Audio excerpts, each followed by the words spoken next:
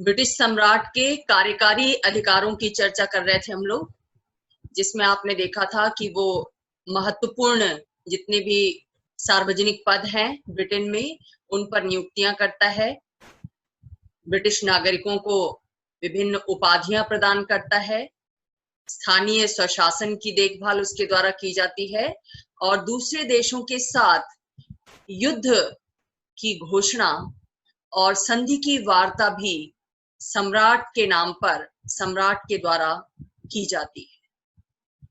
Britain का जो राष्ट्रीय कोष है, सैद्धांतिक तौर पर उसका नियंत्रण और उसका संचालन सम्राट के क्षेत्राधिकार के अंतर्गत आता है। ब्रिटेन की जो वास्तविक कार्यपालिका है, मंत्रीगण, मंत्रिपरिषद, मंत्री व्यक्तिगत रूप से या सामूहिक रूप से जो भी कार्य करते हैं शासन संबंधी, वे राजा के नाम पर ही किए जाते हैं। तो इस प्रकार कार्यपालिका के प्रधान के रूप में उसके द्वारा बहुत सारे अधिकारों का प्रयोग किया जाता है सैद्धांतिक रूप में। जहां तक न्यायिक अधिकारों की बात है, ब्रिटिश सम्राट को न्याय का स्रोत माना जाता है और ब्रिटेन में जितने भी न्यायालय हैं, अभी हाल में सर्वोच्च न्यायालय वहां स्थापित हुआ जो पहले नहीं था, सारे न्यायालय सम्राट के न्यायालय कहलाते हैं। उन न्यायालयों में न्यायाधीशों की नियुक्ति सम्राट ही करता है और संसद के प्रस्ताव के आधार पर न्यायाधीशों को उनके पद से हटा भी सकता है सम्राट। इसके साथ साथ एक अन्य न्यायिक अधिकार जो आमतौर पर सभी देशों में कार्यपालिका प्रधान को प्राप्त होता है, वो है अपराधियों के अपराध को कम करने या पूरी तरह माफ करने का अधिकार। अगर किसी व्यक्ति को किसी कानून का उल्लंघन करने के अपराध में दंड दिया गया है न्यायालय के द्वारा और वो व्यक्ति राजा के सामने क्षमा की प्रार्थना करता है, क्षमा याचिका पेश करता है, तो ये सम्राट का अधिकार है कि उस अपराधी के अपराध को, उसको जो दंड मिला है उस दंड को वो कम कर सकता है। जैसे किसी को अगर आजीवन कारावास का दंड मिला है तो उसकी सजा कम करके वो 5 साल 6 साल के कारावास तक कर सकता है, या किसी को मृत्यु दंड मिला है तो उसके मृत्यु दंड को आजीवन कारावास में परिवर्तित कर सकता है, या उसके अपराध को नजरअंदाज करते हुए वो पूरी तरह से उसको माफ कर सकता है, कोई भी दंडात्मक कार्यवाही उसके खिलाफ न की जाए, ऐसी व्यवस्था, ऐसा आदेश राजा के द्वारा दिया जा सकता है। तो न्यायिक क्षेत्र में भी उसकी भूमिका महत्वपूर्ण है। कुछ धार्मिक शक्तियां भी उससे प्राप्त हैं।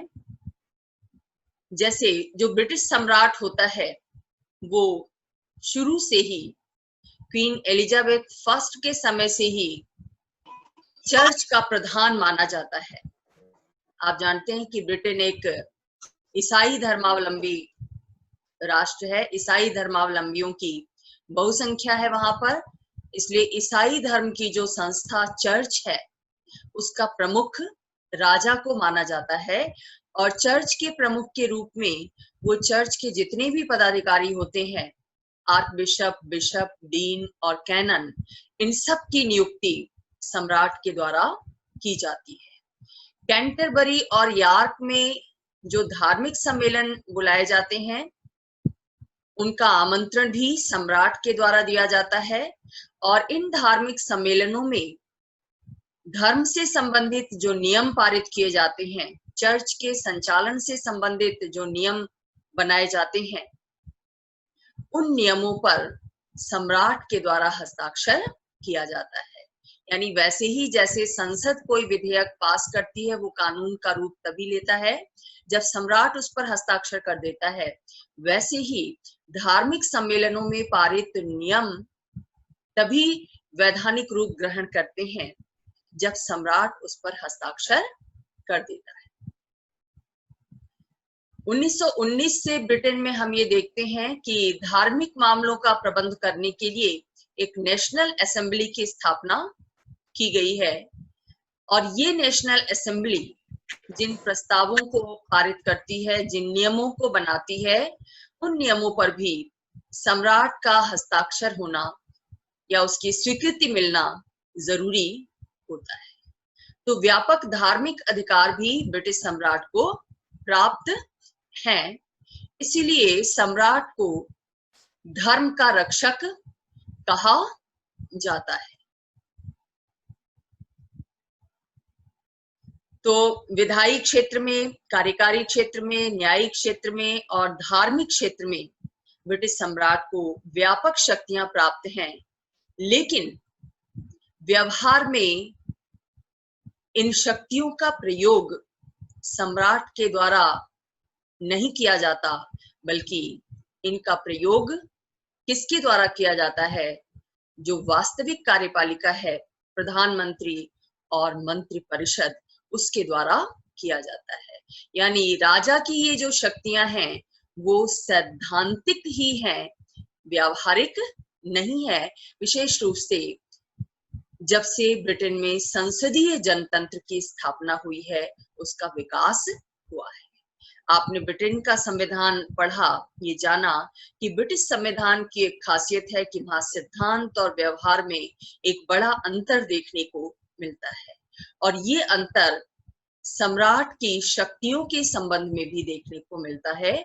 यानी सम्राट की शक्तियां भी सैद्धांतिक ही हैं, व्यावहारिक नहीं है। व्यवहार में शासन कार्य के संचालन का पूरा अधिकार प्रधानमंत्री और कैबिनेट का है। चूंकि प्रधानमंत्री और कैबिनेट अपने हर कार्य के लिए संसद के प्रति जवाबदेह होते हैं, संसदीय शासन को इसलिए उत्तरदायी शासन भी कहते हैं, मंत्रिमंडलात्मक शासन भी कहते हैं। ऐसा माना जाता है कि शक्ति और उत्तरदायित्व साथ साथ चलते हैं। यानी अगर कोई व्यक्ति किसी कार्य के लिए किसी के प्रति उत्तरदायी है तो नेचुरली उसके पास अपने कार्य की शक्तियां भी आ जाती हैं। मंत्रीगण चूंकि अपने कार्य के लिए उत्तरदायी हैं, इसलिए स्वाभाविक रूप से वो शासन की शक्तियों का प्रयोग भी करते हैं। हालांकि मंत्रीगण सारा कार्य, शासन संबंधी सारे कार्य किसके नाम पर करते हैं? सम्राट के नाम पर करते। जो नियुक्तियां की जाती हैं, उन नियुक्तियों के लिए नाम कौन सुझाता है? प्रधानमंत्री और मंत्रिमंडल सुझाते हैं। किसी देश के साथ संधि और समझौता किया जाना है तो प्रधानमंत्री और मंत्रिपरिषद की बैठक में यह तय होता है कि किस देश के साथ युद्ध की घोषणा करनी है, किसके साथ शांति वार्ता करनी है। हालांकि संधि पर जो सिग्नेचर होते हैं वो सम्राट के द्वारा किए जाते हैं, सम्राट के नाम पर किए जाते हैं। जितने भी शासन संबंधी कार्य होते हैं, उन कार्यों के लिए निर्णय लेने का कार्य प्रधानमंत्री और मंत्रिपरिषद के द्वारा किया जाता है, लेकिन वो कार्य किसके नाम पर किए जाते हैं? सम्राट के नाम पर किए जाते हैं। इसीलिए ब्रिटेन में ये कहावत भी प्रचलित है कि ब्रिटिश सम्राट राज करता है, शासन नहीं। यानी वो राज्य का प्रधान है, राज्य का मुखिया है, वो राज्य को स्थायित्व प्रदान करता है। ब्रिटिश जनता उसकी तरफ देखती है किसी भी संकट के समय, लेकिन डे टू डे का जो शासनिक कार्य है, शासन संबंधी जो निर्णय है, वो प्रधानमंत्री और मंत्रिपरिषद के द्वारा लिए जाते हैं। इसलिए प्रधानमंत्री और मंत्रिपरिषद शासन करते हैं, जबकि ब्रिटिश सम्राट राज करता है। फाइंडर ने क्या लिखा सम्राट की शक्तियों के संबंध में कि वो एक विशाल गगनचुंबी तथा वैभवपूर्ण अट्टालिका है। सम्राट का पद इतना गौरवपूर्ण है, इतना शोभायमान है, इतना ऐश्वर्य युक्त है, लेकिन उस ऐश्वर्य के पीछे राजनीतिक शक्ति का शून्य स्थान है। यानी राजनीतिक अधिकार शक्ति के लिहाज से वो एक शून्य है, यानी उसके पास कोई अधिकार नहीं है। ऐसा नहीं है कि ब्रिटिश सम्राट के पास इतिहास के किसी भी युग में अधिकार न रहा हो। अगर हम ब्रिटेन के इतिहास पर दृष्टि डालें तो हमें पता चलता है कि ट्यूडर काल तक सम्राट का पद एक शक्तिशाली पद था, यानी वास्तव में शासन की शक्तियों का प्रयोग सम्राट के द्वारा किया जाता था। किंतु धीरे धीरे जैसे संसदीय जनतंत्र का विकास हुआ, हम देखते हैं कि सीमित राजतंत्र के समर्थकों और असीमित राजतंत्र के समर्थकों के बीच संघर्ष चला, और इस संघर्ष में राजा के जो वास्तविक अधिकार थे वो चले गए।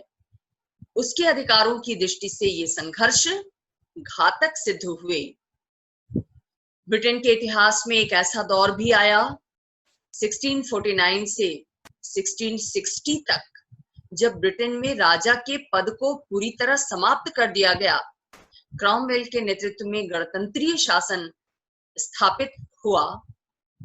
1660 में जो गणतंत्र का मुखिया था क्रॉमवेल, उसकी मृत्यु हो गई, और उसके बाद राजा के पद को फिर से जीवित किया गया चार्ल्स द्वितीय को राजा बनाकर। तो राजपद तो जीवित हो गया, लेकिन राजा के जो पुराने अधिकार थे, पारंपरिक शक्तियां थी शासन से संबंधित, वो जीवित नहीं रह सकी। अब सम्राट केवल नाम मात्र का राज्य का प्रधान रह गया, और वास्तविक अधिकार जनप्रतिनिधियों के हाथों में, यानी संसद के हाथों में पहुंच गए। 1688 की जो ग्लोरियस रिवॉल्यूशन हुई, जिसके माध्यम से शांतिपूर्ण तरीके से राजा की शक्तियों को साइडलाइन कर दिया गया और संसद की शक्तियों की सर्वोच्चता स्थापित की गई। जैसे जैसे मंत्रिमंडल का विकास हुआ, वैसे वैसे सम्राट की शक्तियों में कमी आती गई, और सम्राट की शक्तियों को कम करने में हैनोवर वंश के राजाओं का बहुत बड़ा रोल था। इस वंश के जो फर्स्ट दो राजा थे, जॉर्ज प्रथम और जॉर्ज सेकंड, उनकी कमी ये थी कि वो अंग्रेजी भाषा से परिचित नहीं थे, और न ही ब्रिटेन की राजनीति में उनकी कोई रुचि थी, कोई दिलचस्पी थी। इसका रिजल्ट क्या हुआ कि राजा खुद मंत्रिमंडल की बैठकों की अध्यक्षता न करके अपने द्वारा नियुक्त किसी व्यक्ति को अध्यक्षता करने के लिए भेजने लगा, और राजा के द्वारा नियुक्त वो व्यक्ति प्रधानमंत्री के रूप में डेवलप हुआ। यानी प्रधानमंत्री पद का उदय हुआ, विकास हुआ, और जैसे जैसे प्रधानमंत्री पद को शक्तियां प्राप्त होती गईं, राजा की शक्तियां अपने आप सीमित होती चली गई। जब शक्तियां सैद्धांतिक तौर पर होती हैं, लेकिन उन शक्तियों का प्रयोग करने वाला व्यक्ति उन शक्तियों के प्रयोग में रुचि नहीं लेता, तो स्वाभाविक रूप से वो शक्तियां लुप्त होती चली जाती हैं। ऐसा ही ब्रिटेन में राजाओं के साथ भी हुआ। हालांकि जॉर्ज थर्ड ने फिर से एक बार चेष्टा की कि राजा के पुराने अधिकार उसे फिर से प्राप्त हो जाएं, वो वास्तविक शासक फिर से बन जाए, लेकिन ऐसा संभव नहीं हो सका, वो सफल नहीं हो सका। प्रधानमंत्री और कैबिनेट की नियुक्ति से रिलेटेड कुछ परंपराएं विकसित हो गईं, और राजा उन परंपराओं को मानने के लिए बाध्य हो गया। उसके अपने विवेक का कोई महत्व नहीं रहा। हालांकि 1834 में हम देखते हैं कि राजा विलियम ने संसद में बहुमत होने के बावजूद मेलबोर्न मंत्रिमंडल को पदच्युत करने का प्रयास किया था, लेकिन वो उसमें सफल नहीं हुआ। रानी विक्टोरिया के समय तक आते आते, यानी 1887 तक, ब्रिटेन में राजा का पद मर्यादित शक्तियों का पद बन गया, यानी मर्यादित राजतंत्र सुस्थापित हो गया ग्रेट ब्रिटेन में। आज स्थिति क्या है कि सम्राट कोई भी काम, चाहे वो संसद का अधिवेशन बुलाना हो, कॉमन सभा को भंग करना हो, या संसद द्वारा पारित किसी विधेयक को स्वीकार करना हो, विभिन्न सार्वजनिक पदों पर नियुक्तियां करना हो, या अपराधियों को क्षमा करना हो, बिना प्रधानमंत्री की, बिना मंत्रिमंडल की सलाह के वो ऐसा नहीं कर सकता। 1701 में एक उत्तराधिकार अधिनियम पास किया गया, जिसके अनुसार न्यायाधीश सदाचार पर्यंत अपने पद पर बने रहते हैं, जब तक वो अपने पद के दायित्वों का पूरी निष्ठा के साथ निर्वहन करते हैं, सदाचार का पालन करते हैं, जैसे व्यवहार की उनसे अपेक्षा की जाती है, संवैधानिक और वैधानिक रूप में उस आचरण पर वो खरे उतरते हैं, तो सम्राट उन्हें नहीं हटा सकता। उन्हें सिर्फ एक ही दिशा में हटाया जा सकता है, जब संसद उनके विरुद्ध विरोधी प्रस्ताव पारित कर देती है, महाभियोग का प्रस्ताव पारित कर देती है। सम्राट के द्वारा संसद के शुरुआत में उद्घाटन भाषण दिया जाता है, लेकिन ये उद्घाटन भाषण भी कौन तैयार करता है? मंत्रिमंडल तैयार करता है, और राजा अपनी इच्छा से एक भी शब्द उसका परिवर्तित नहीं कर सकता। संसद ने जिन विधेयकों को स्वीकृति प्रदान कर दी है, उन पर सम्राट हस्ताक्षर करने से मना नहीं कर सकता। आखिरी बार 1707 में महारानी एन ने स्कॉच मिलिशिया विधेयक पर अपने निषेधाधिकार का प्रयोग किया था।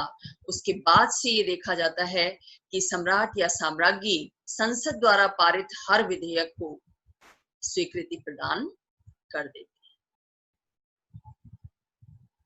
तो ये व्यावहारिक स्थिति थी सम्राट के शक्तियों के संबंध में। प्रश्न ये उठता है कि जब राजा को या रानी को कोई अधिकार ही प्राप्त नहीं है, सारे अधिकार प्रधानमंत्री और मंत्रिमंडल के हाथों में है, तो फिर सम्राट पद का औचित्य क्या है? इसे क्यों बनाए रखा गया है? इसका क्या महत्व है?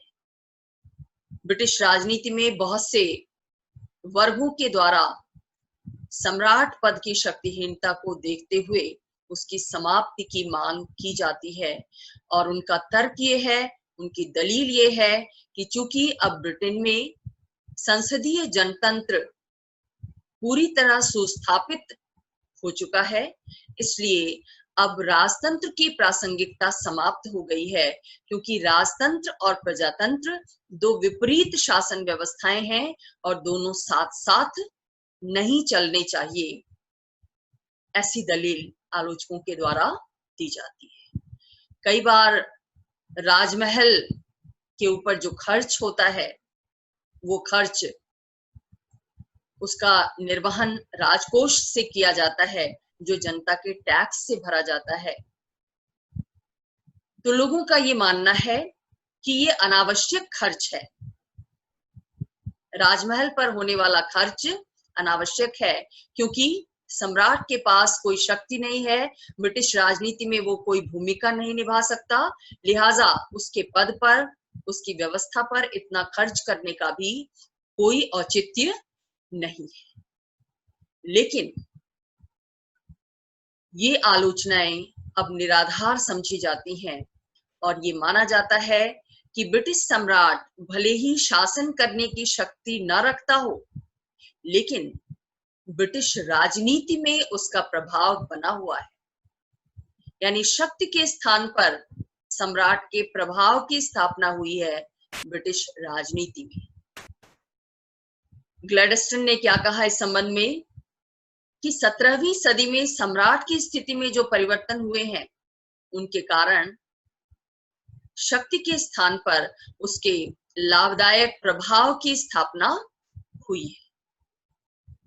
तो ब्रिटेन में राजपद का महत्व क्यों है, इसको अगर हम बिंदुवार देखना चाहें तो हम कह सकते हैं, जैसा कि 18वीं शताब्दी में ही ब्रिटिश संविधान के एक विश्लेषक बैजहट ने लिखा था कि ब्रिटिश प्रशासन और नीति निर्धारण के संबंध में सम्राट को 3 महत्वपूर्ण अधिकार प्राप्त हैं। कौन से महत्वपूर्ण अधिकार? परामर्श के लिए पूछे जाने का अधिकार, प्रोत्साहित करने का अधिकार और चेतावनी देने का अधिकार। और ये 3 अधिकार इतने महत्वपूर्ण हैं कि सम्राट को राजनीति में अपने प्रभाव को दर्ज करने के लिए किन्हीं अन्य अधिकारों की जरूरत नहीं होती। भले ही सम्राट को वास्तविक अधिकार प्राप्त नहीं है शासन संबंधी, लेकिन उसे इस बात का अधिकार है परंपरा के अनुसार कि उसे शासन संबंधी सभी कार्यों की जानकारी दी जाए। शासन विभिन्न विभागों में बंटकर अपने कार्यों को संपन्न करता है, यानी शासन के कार्यों को विभागवार वितरित किया जाता है।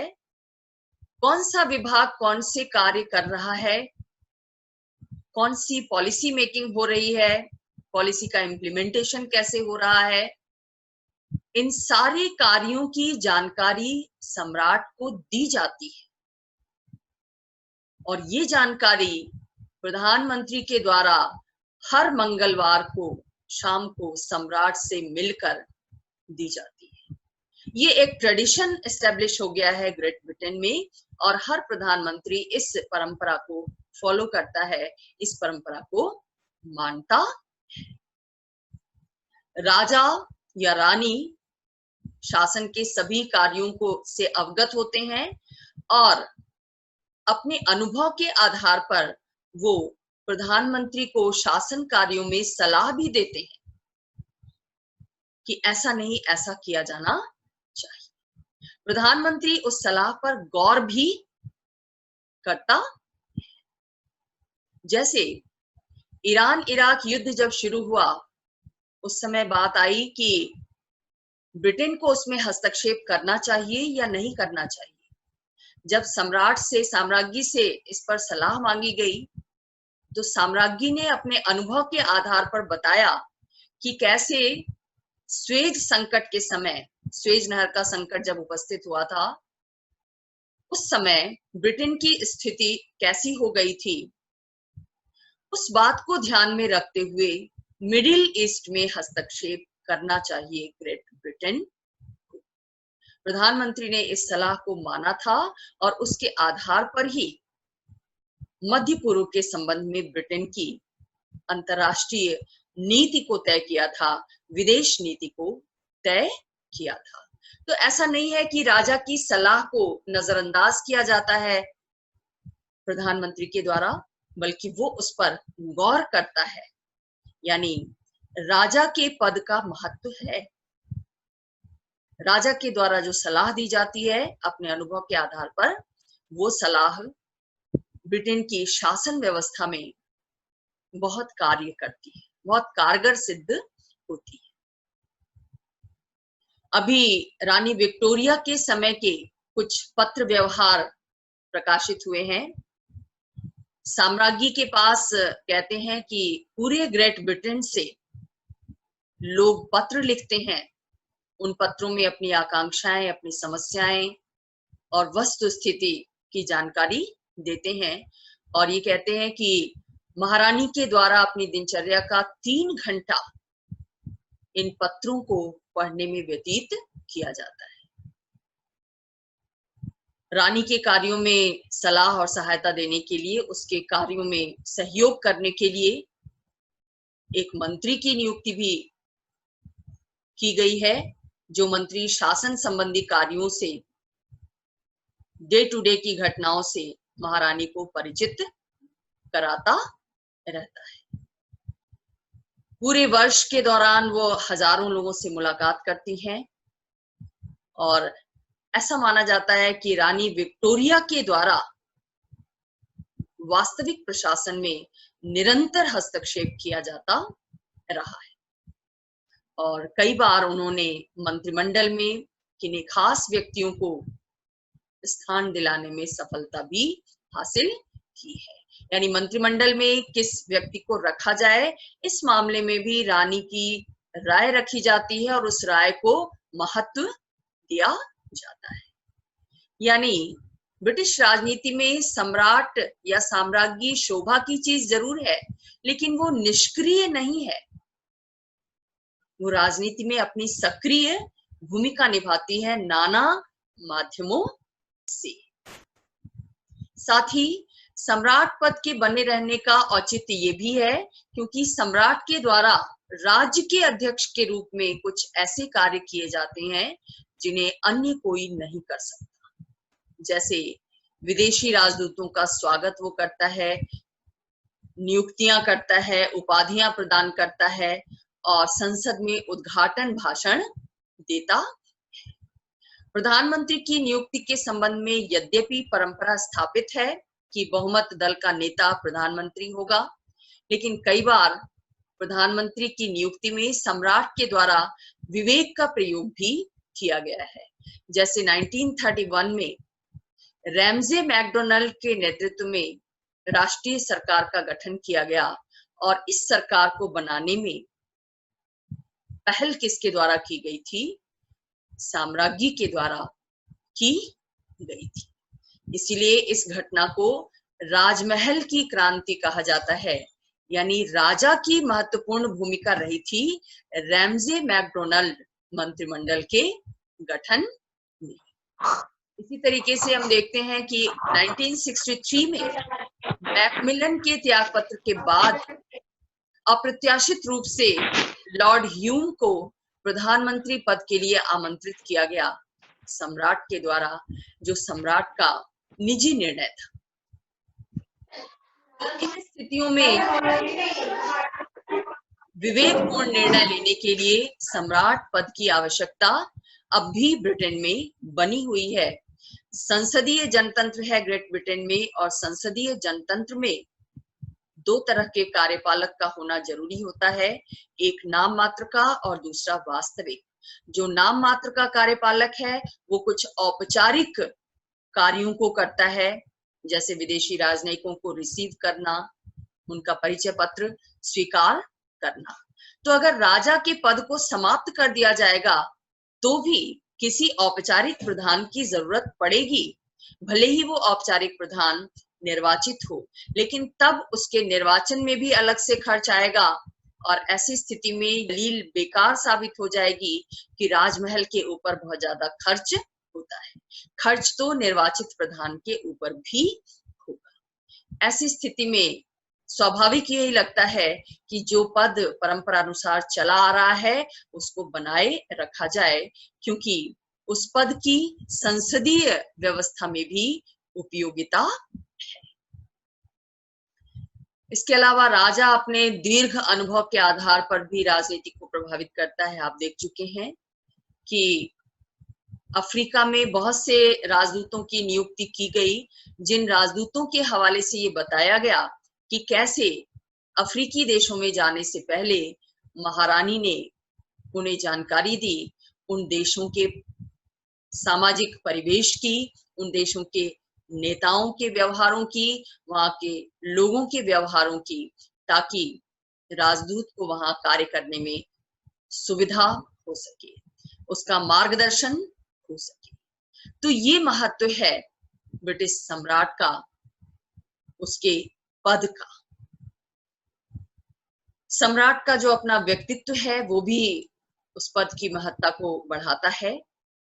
महारानी विक्टोरिया अगर शासन कार्य में वास्तविक रूप में हस्तक्षेप कर पाती थी तो उसका एक बड़ा कारण उनका प्रभावशाली और आकर्षक व्यक्तित्व ही था।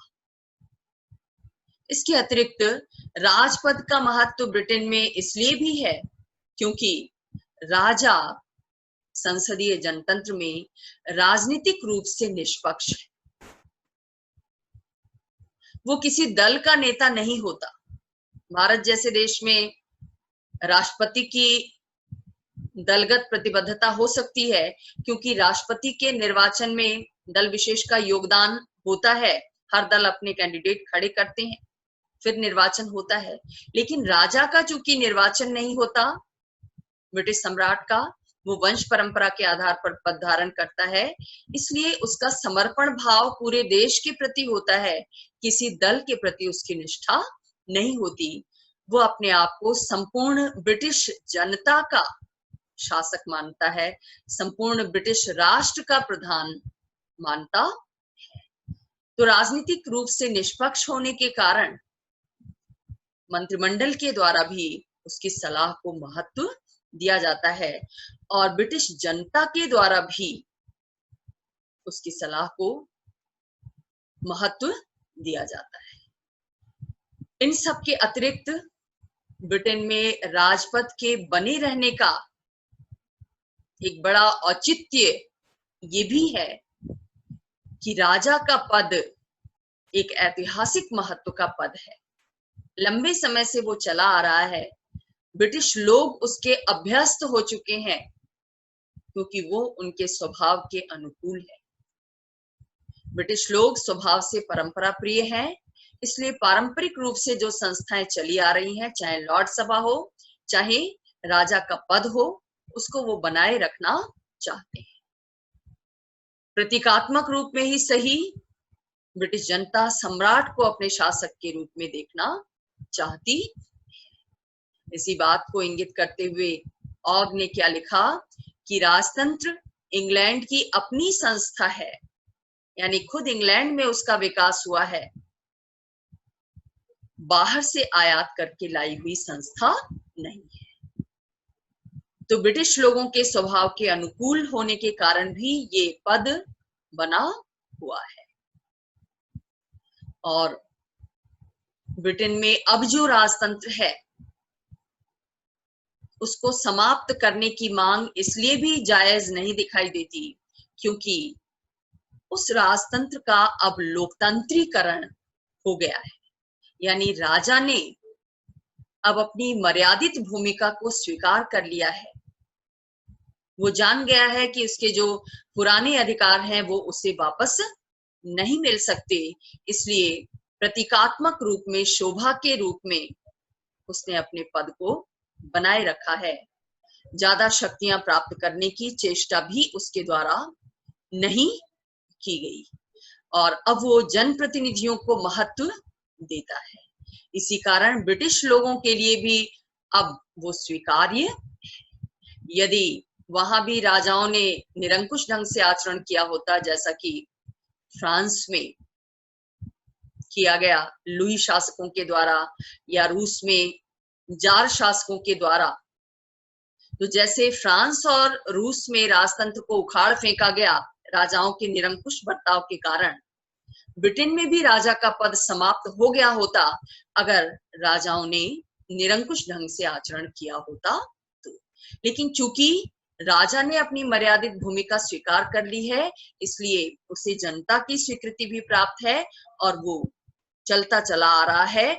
न केवल चलता चला आ रहा है बल्कि लोकतंत्र के साथ, संसदीय लोकतंत्र के साथ उसने अपनी सुसंगति भी बिठा ली है। इसीलिए दो विपरीत शासन व्यवस्थाओं में समन्वय स्थापित करना ब्रिटेन जैसे देश में संभव हो पाया है। ये भी कहा जाता है कि ब्रिटिश राजा के द्वारा व्यावहारिक राजनीति में कई बार संघर्षों के समाधान में मध्यस्थ की भूमिका का निर्वाह किया गया है। जैसे किसी मुद्दे पर लेकर अगर दो संस्थाओं के बीच, दो व्यक्तियों के बीच जिनके हाथ में शासन शक्तियां हैं, कोई संघर्ष होता है तो राजा ने दोनों पक्षों को समझा बुझाकर किसी निष्कर्ष तक पहुंचाने का प्रयास किया है, समझौते का प्रयास किया है।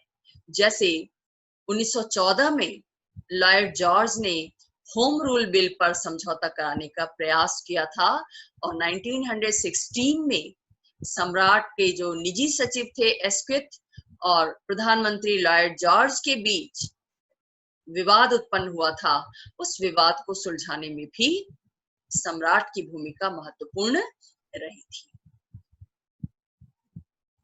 इसके साथ साथ लास्टली कहा जा सकता है कि ब्रिटेन में राजा का जो पद है वो राष्ट्र की एकता का प्रतीक भी है, इसलिए उसके बना रहना उपयोगी दिखाई देता है, प्रासंगिक दिखाई देता है। जब राज्यारोहण होता है या युद्ध की स्थिति उपस्थित होती है तो सम्राट ब्रिटिश जनता का आह्वान करता है और ब्रिटिश जनता पूरी राजभक्ति के साथ देश के लिए अपनी सेवाएं समर्पित करती है। और यही वजह है कि ब्रिटेन में जैसे जैसे लोकतंत्र मजबूत होता गया, वैसे वैसे ये नारा भी तेजी के साथ लगाया जाता रहा कि लॉन्ग लिव द किंग, यानी राजा चिरायु हो, राजा का पद चिरायु हो, हमेशा बना रहे लोकतंत्र के साथ साथ। इसका मतलब है कि ब्रिटिश लोग राजपद से प्यार करते हैं, उसको सम्मान देते हैं और उसको बनाए रखना चाहते हैं, क्योंकि वो शासन की स्थिरता का प्रतीक है। राजा अब भी राज्य का प्रधान है, भले ही शासन का प्रधान नहीं है। तो निष्कर्ष रूप में हम ये कह सकते हैं कि ब्रिटेन का जो संवैधानिक राजतंत्र है वो नितांत औचित्यपूर्ण है और निर्वाचित प्रधान के द्वारा उसका स्थान नहीं लिया जा सकता।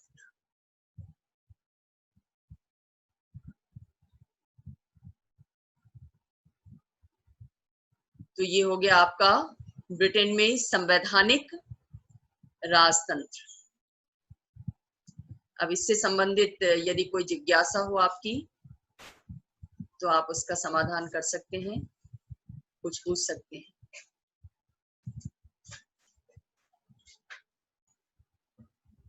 किसी को कुछ पूछना है? मैम आपने जो पहले पढ़ाया मैम, तो मैम आप उनकी वीडियो डाल देना मैम को।